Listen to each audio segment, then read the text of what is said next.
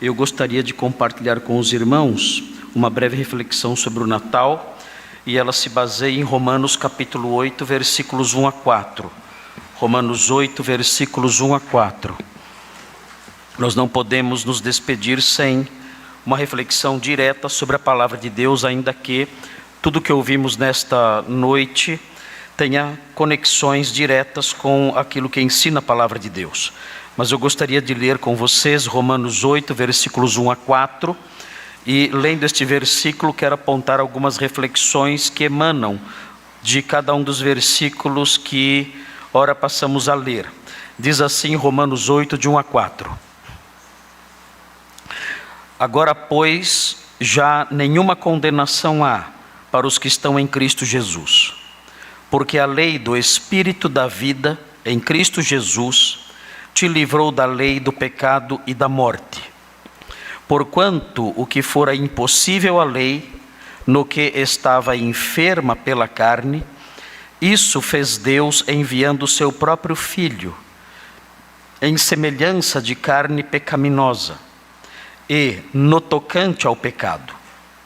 E com efeito condenou Deus na carne o pecado, a fim de que o preceito da lei se cumprisse em nós, que não andamos segundo a carne, mas segundo o Espírito.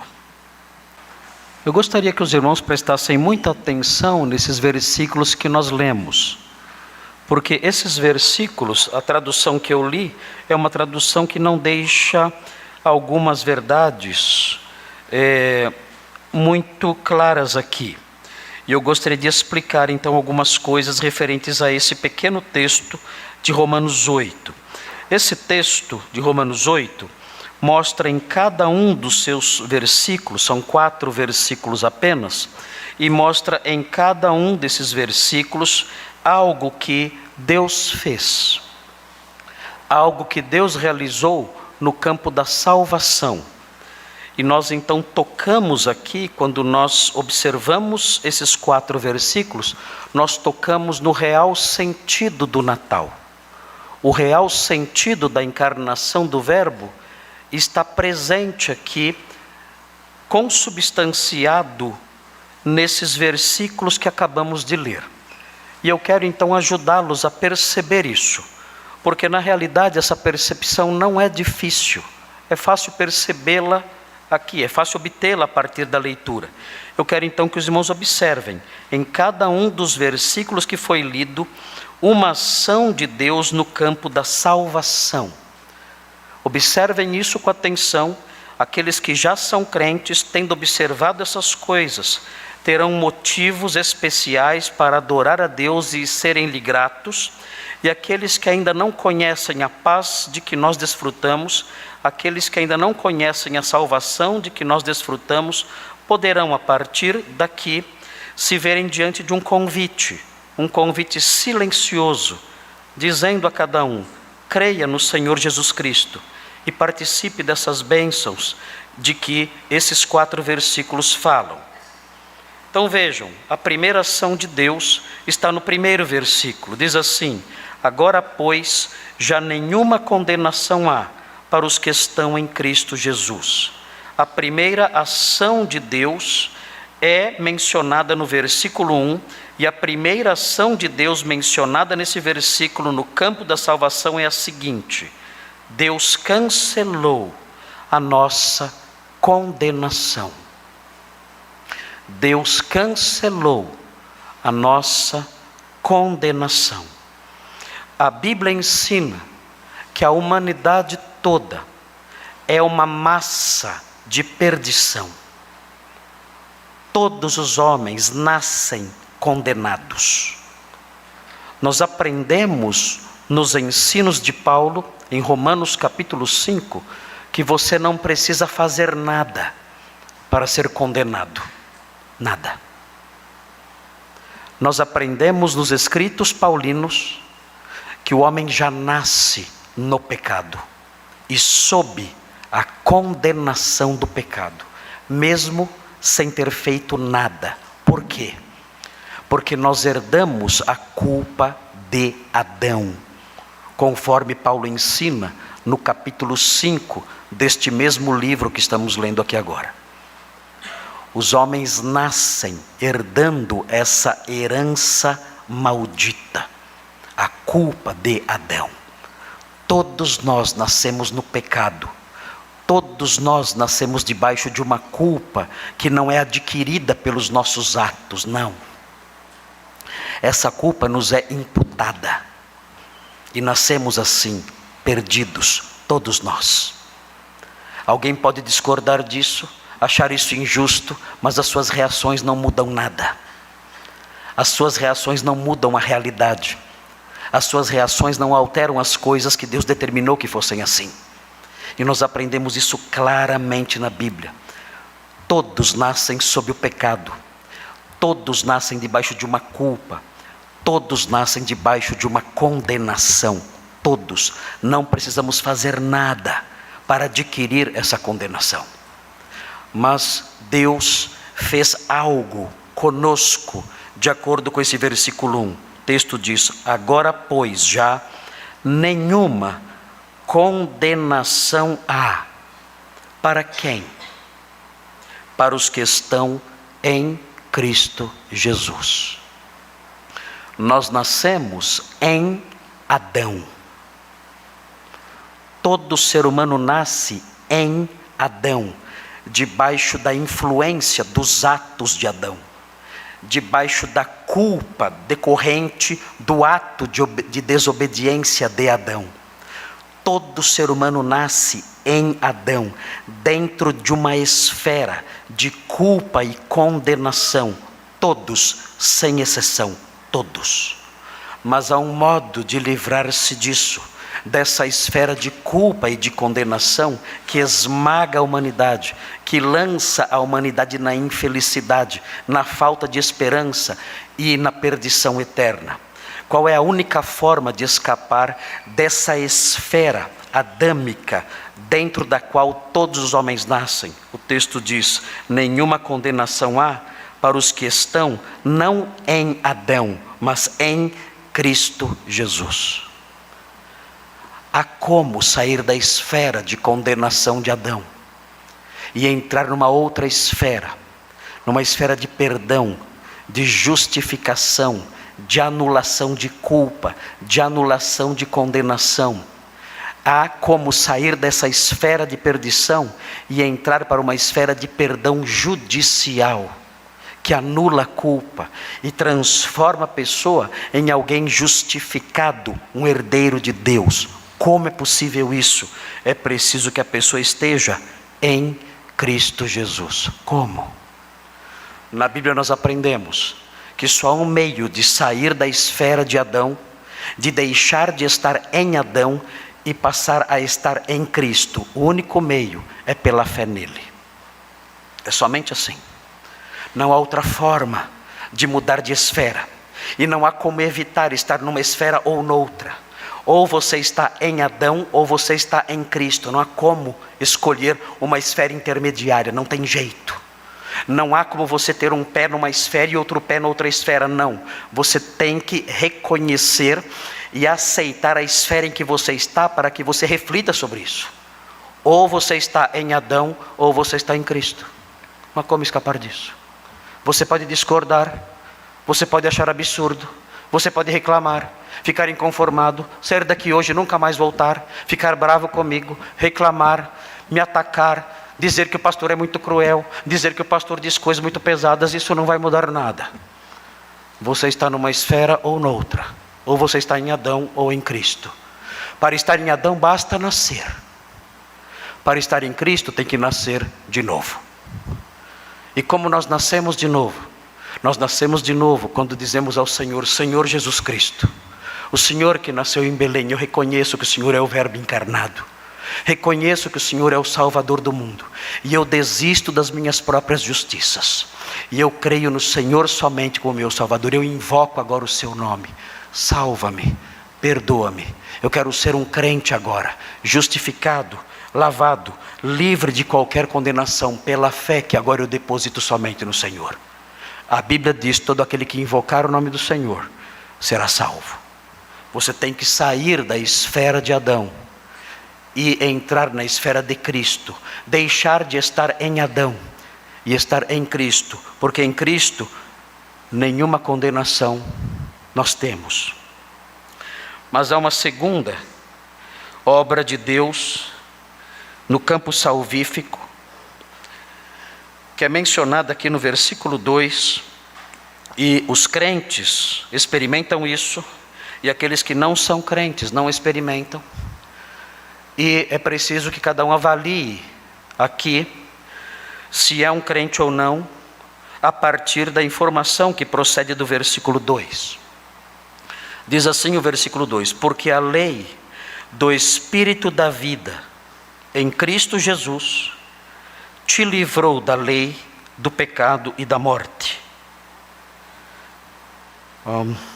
Esse versículo coloca toda a humanidade debaixo de duas leis distintas, duas normas que coagem a pessoa, duas normas que conduzem a pessoa, duas normas que se impõem sobre a pessoa. O texto fala de uma lei do Espírito, uma lei do Espírito que dá vida àqueles que estão debaixo dessa lei. São regidos e governados e dirigidos por essa lei. É a lei do Espírito da vida, ou seja, é a lei do Espírito que concede vida. É a lei do Espírito que gera vida. É a lei do Espírito Santo que produz vida e vida eterna, vida santa e vida eterna. E o texto diz que os que estão debaixo dessa lei do Espírito da vida são as pessoas que estão, de acordo com o versículo 2, em Cristo Jesus. Porque a lei do Espírito da vida em Cristo Jesus, e aí continua o versículo dizendo, te livrou da lei, e aí vem a outra lei, a lei do pecado e da morte. Há uma outra lei.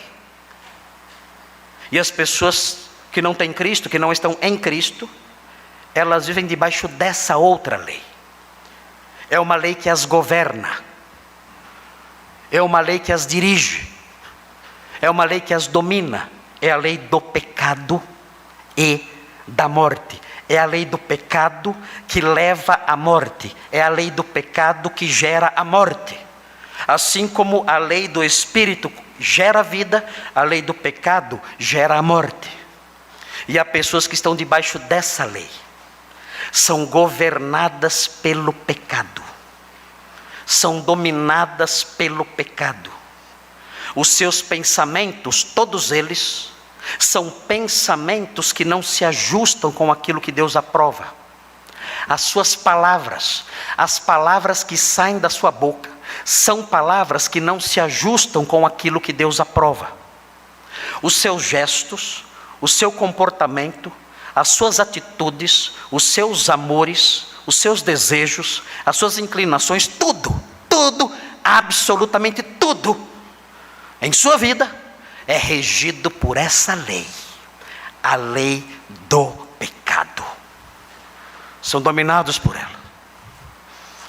São pessoas que não conseguem viver em paz com ninguém. São pessoas que nutrem maldades em seus corações. São pessoas que vivem na imoralidade constante. Todos os seus pensamentos são impuros. Eles são dominados por isso. Não conseguem se livrar dessas coisas, dos seus vícios, dos seus pensamentos perversos, dos seus desejos malignos, das suas atitudes reprováveis. Não conseguem se livrar dessas coisas, porque estão debaixo de uma lei que os oprime, que os governa, que os dirige. É a lei do pecado e da morte. O que Deus fez com os crentes? O texto diz, Deus nos livrou do domínio do pecado. O cristão é assim, é alguém que vivia debaixo dessa lei, imposta a ele. Ele não conseguia se livrar desse domínio rigoroso, dessas normas que o coagiam, que o conduziam, que determinavam seus rumos e tudo que ele era. Mas em Cristo, ele se livrou dessa lei. e não vive mais debaixo do domínio do pecado. Debaixo de que lei você está? O versículo 1 mostra que temos que estar em Cristo e não em Adão. Dentro de que esfera você está? E agora o versículo 2 mostra a lei do Espírito que concede vida para aqueles que estão em Cristo, e a lei do pecado e da morte para aqueles que não estão em Cristo. Debaixo de que norma você está? Você pode se iludir com a tolice expressa na frase, eu sou livre. Que bobagem. Que imensa tolice. A que ponto você chegou nos enganos que brotaram do seu coração? Você não é livre. Você nunca foi livre. Você está debaixo de uma lei ou de outra. Você está debaixo de um domínio ou de outro. Ou você está debaixo da lei do Espírito que concede vida aos que estão em Cristo Jesus. Ou você está debaixo da lei do pecado e da morte. Não há terceira lei. Não há uma forma de você se livrar de uma e de outra. Não há como. Ou você está debaixo de uma, ou debaixo de outra. Mas há uma terceira ação de Deus. No versículo 1, Deus cancelou a nossa condenação. No versículo 2, Deus nos livrou do domínio do pecado. E no versículo 3, nós chegamos no foco central, no cerne da mensagem do Natal. Porque o versículo 3 diz que Deus puniu o pecado na carne do seu Filho. É a terceira obra de Deus que vemos aqui nesse pequeno trecho. Deus puniu o pecado, o nosso pecado, na carne do seu Filho. Como nós pudemos ter a nossa condenação cancelada? Será que Deus simplesmente olhou para nós e disse, eu não vou ser tão rigoroso assim. Eu sou brasileiro. Não dizem que Deus é brasileiro? Eu sou brasileiro. Não vou ser tão rigoroso assim. Eu sou um Deus amoroso. Vamos deixar isso para lá. Vamos deixar isso para lá. Alguns tapinhas aí nas suas costas. E tudo está certo. Você está livre da condenação. Será que foi isso que aconteceu? Você está debaixo da lei do pecado e da morte? Vamos mudar isso agora. Você vai ficar debaixo da lei do Espírito da vida. Vem aqui. Mais alguns tapinhas nas costas. E eu coloco você debaixo aí de uma outra lei. Mas o que acontece no versículo 3? O que acontece no versículo 3 é algo que explica como, de que forma Deus cancelou a nossa condenação e de que forma Deus nos livrou do domínio do pecado. Veja o que diz o versículo 3. É o versículo mais carregado teologicamente desse trecho. É o versículo talvez mais difícil de entender desse trecho. Mas eu quero ajudá-los explicando cada uma das partes do versículo aqui muito brevemente, para que os irmãos entendam o que aconteceu aqui. No versículo 3, o apóstolo Paulo diz, porquanto o que fora impossível à lei. O que foi impossível à lei? A lei de Moisés, os 10 mandamentos e todas as obras que a lei de Moisés exigia dos homens, não foi capaz de cancelar a condenação e não foi capaz de nos livrar do domínio do pecado. Observem isso com atenção. Ninguém que guarda a lei de Moisés, ninguém consegue se livrar pelo seu zelo obediente, consegue se livrar da condenação ou consegue se livrar do domínio do pecado. O texto diz, o que fora impossível à lei.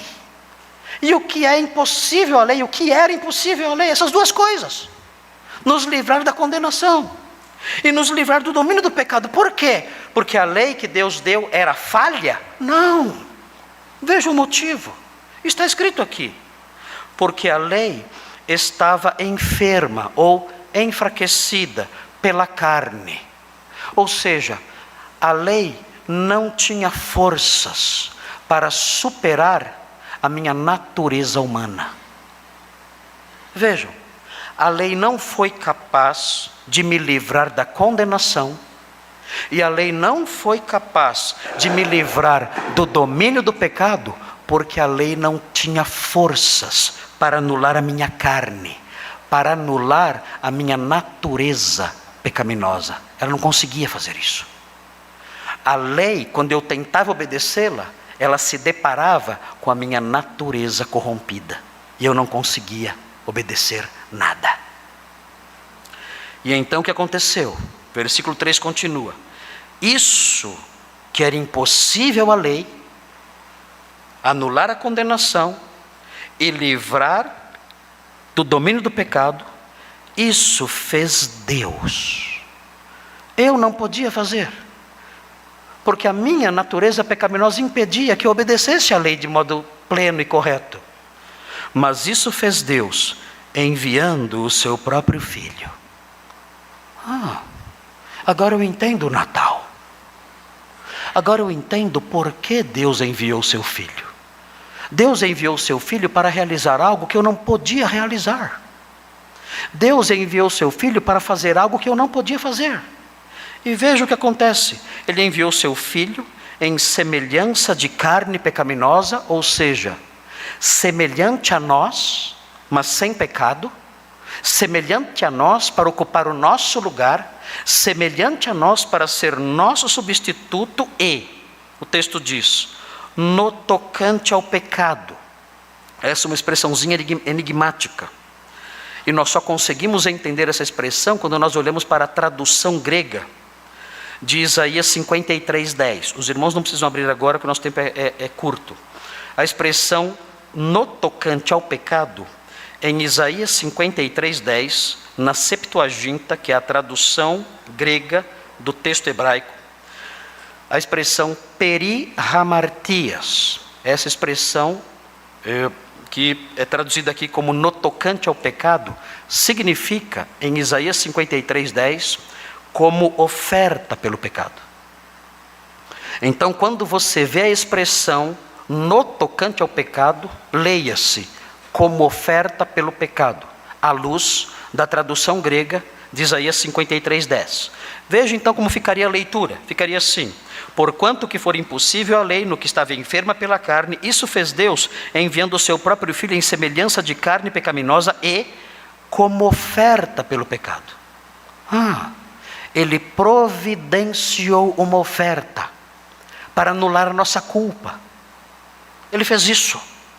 Ele providenciou uma oferta pelo pecado, para poder anular a nossa culpa. E vejam o que ele fez. Quando ele providenciou essa oferta, a oferta do seu próprio Filho, que veio aqui, nasceu em Belém, se fez carne semelhante a nós, o que ele fez? Ele, com efeito, condenou Deus na carne do seu Filho. Ele condenou o pecado. Cristo sofreu a condenação em nosso lugar. O que era impossível à lei, anular a condenação e nos livrar do domínio do pecado, isso fez Deus. Ele enviou o seu Filho e disse: você sofrerá a condenação no lugar de quem crer. E ele então puniu a carne do seu Filho. A cruz é isso. A cruz é a punição de Deus em Cristo do nosso pecado. Cristo na cruz foi punido por causa do nosso pecado. Cristo na cruz foi condenado e sofreu a condenação que era minha, para que eu tivesse o perdão que estava com Ele. Isto fez Deus. Deus puniu o pecado na carne do seu Filho.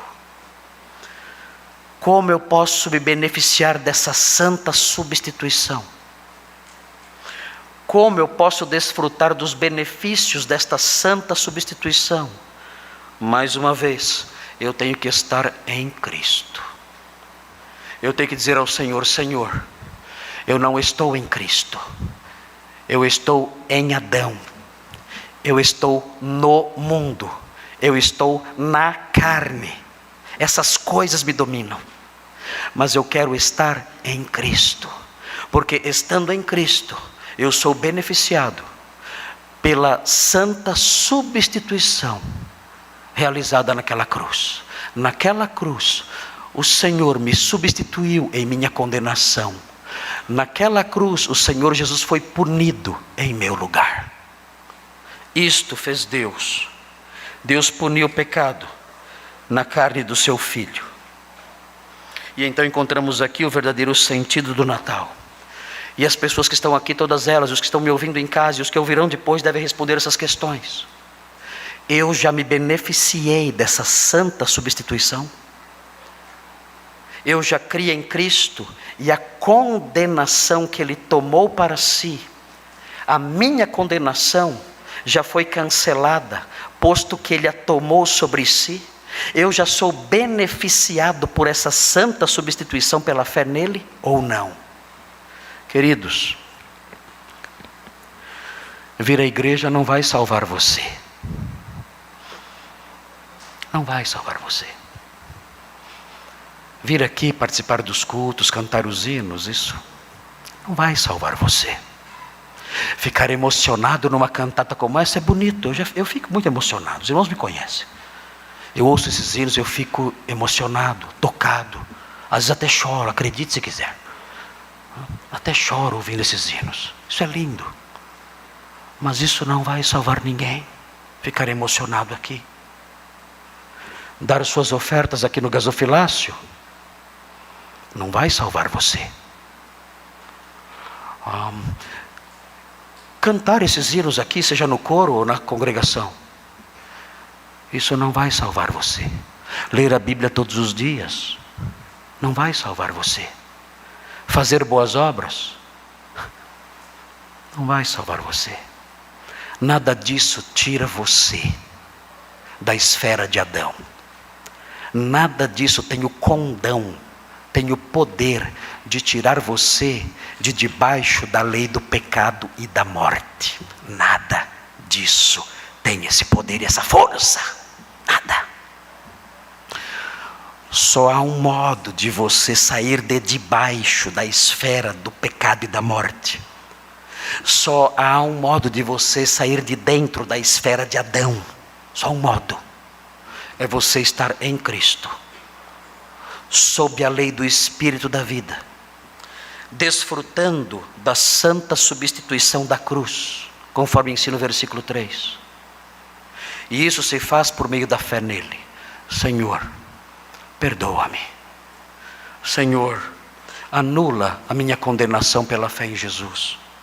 Senhor, concede-me a graça de estar sob a lei do Espírito que dá vida. Senhor, eu quero desfrutar do benefício dessa santa substituição realizada no Calvário. Tem misericórdia de mim. Eu invoco o seu nome. Salva-me, Senhor. Queridos, se você não tem isso, você pode ter isso agora. Você talvez não tenha vindo aqui somente para ver uma apresentação bonita, artística, musical de alto nível. Talvez o Senhor tenha trazido você aqui nesta noite para muito mais do que isso. Para colocar você diante dessas verdades e quebrantar seu coração. E fazer com que você, com seu coração genuflexo, diga: Senhor, tem misericórdia de mim. E realiza em mim o real objetivo do Natal. Realiza em mim o real propósito de todas essas músicas lindas que ouvimos. Realiza em mim essas coisas que o seu Santo Espírito revelou na sua palavra. Faça isso agora. Agora, já. Você pode ser perdoado, justificado, ter sua condenação anulada, estar sob a lei do Espírito da vida, desfrutar da santa substituição da cruz, hoje, agora, já. E existe uma quarta obra de Deus no versículo 4. Isso é maravilhoso demais. O versículo 4 mostra que Deus nos capacitou a viver em santidade. O versículo 4 diz: a fim de que o preceito da lei, lembram aquela lei que nós não podíamos cumprir? Lembram daquela lei que só gerava condenação e culpa? Veja o que acontece agora. Nós tivemos a nossa culpa punida em Cristo, a nossa condenação transferida para Ele, mas isso não foi tudo. O presente de Natal é completo, é um presente maior. O texto diz que Ele fez tudo isso a fim de que o preceito da lei se cumprisse em nós. O que Ele faz aqui? Deus nos capacitou a viver em santidade. Agora eu tenho um coração novo, Ele me dá um coração novo, e as santas determinações da lei eu começo a cumprir livre e alegremente. Por quê? Versículo 4 diz: nós que não andamos segundo a carne, mas segundo o Espírito. Pelo Espírito Santo que habita em nós, Ele nos capacita a andar de conformidade com a sua vontade expressa na lei. Antes a lei era um fardo para nós, não conseguíamos cumprir. Agora, tendo sido transferidos para a esfera de Cristo, estando debaixo da lei do Espírito que dá vida, e tendo sido beneficiados pela santa substituição da cruz, quando os nossos pecados foram condenados ali em Jesus, agora, além de nos dar o perdão de tudo, Ele também nos capacita a viver em santidade. Antes, éramos lagartas rastejando no chão, tentando voar. Não conseguíamos voar. Não tínhamos asas. A lei do pecado e da morte nos dominava. Não conseguíamos obedecer a Deus. Não conseguíamos ter prazer nas suas ordens, nos seus comandos, na sua vontade. Não tínhamos prazer em nada disso. Nós queríamos viver de acordo com as nossas paixões. Mas quando Ele nos perdoou, Ele mudou o nosso coração.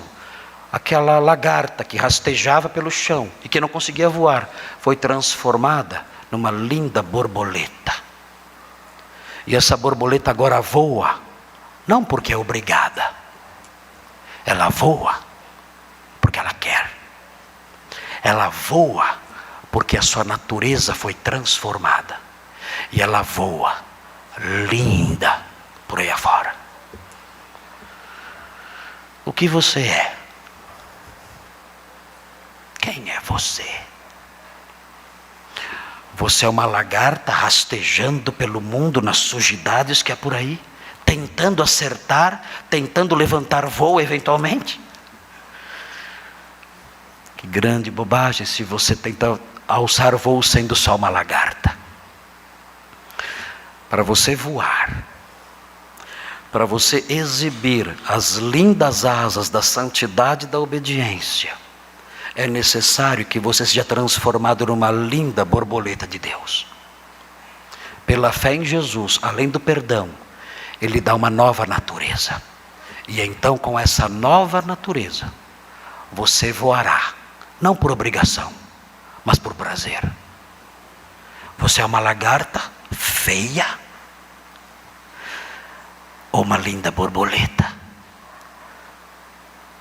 Pastor, eu sou mais ou menos uma minhoca. Eu vivo num solo úmido, frio e sujo. Oh, meu Deus, meu Deus. O Senhor veio aqui para transformar minhocas e lagartas em lindas borboletas. Ele pode não só perdoar você, mas incutir em você uma nova natureza, fazendo com que você voe com as asas da santidade, exibindo uma vida magistral a esse mundo que está na escuridão. Ele pode fazer isso. Ele faz isso, diz o versículo 4. Diga ao Senhor: Senhor, eu não suporto mais. Esses 4 versículos são muito para mim. Eu me rendo agora. Esse verme rastejante, eu me rendo agora.